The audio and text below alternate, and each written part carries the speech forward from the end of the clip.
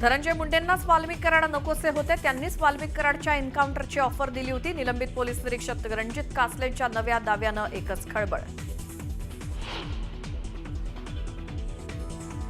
सैफ अली खान हल्ला प्रकरणी आरोपी शरीफुलचे फिंगरप्रिंट्स जुळले नाहीत. सीआयडीकडे पाठवलेल्या 20 पैकी 19 नमुन्यांवरील फिंगरप्रिंट्सच जुळले नसल्याची माहिती समोर. पुण्यातील तनिषा भिसे मृत्यू प्रकरणी आज ससून रुग्णालयात तज्ज्ञांची बैठक. वैद्यकीय निष्काळजीपणामुळे मृत्यू झाला का याची करणार चौकशी.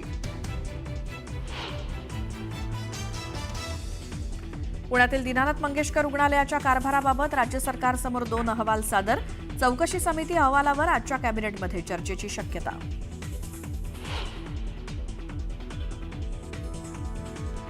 मुंबईच्या एल्फिन्स्टन पुलाच्या पाडकामाविरोधात शिवसेना उबाठा आणि मनसे आक्रमक.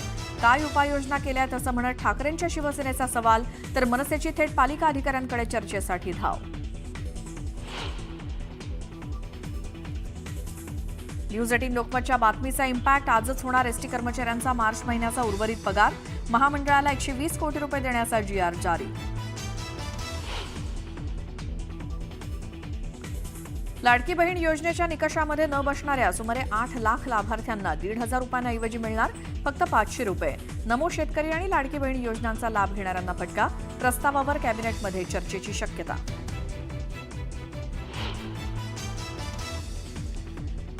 अमरावती विमानतळाचं उद्या मुख्यमंत्र्यांच्या हस्ते उद्घाटन. मुंबईहून पहिलं विमान उद्या अमरावतीला उतरणार. दक्षिण आशियातील मोठं पायलट प्रशिक्षण केंद्र देखील सुरू करणार.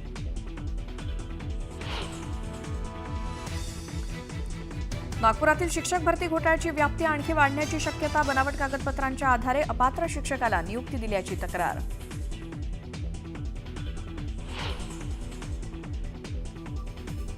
आणि तुळजापूर ड्रग्ज प्रकरणी आज कोर्टात दोषारोपपत्र दाखल करणार. आतापर्यंत पोलिसांनी 35 जणांवर गुन्हे केले दाखल. 14 जणांना अटक तर 21 जण अद्यापही फरार.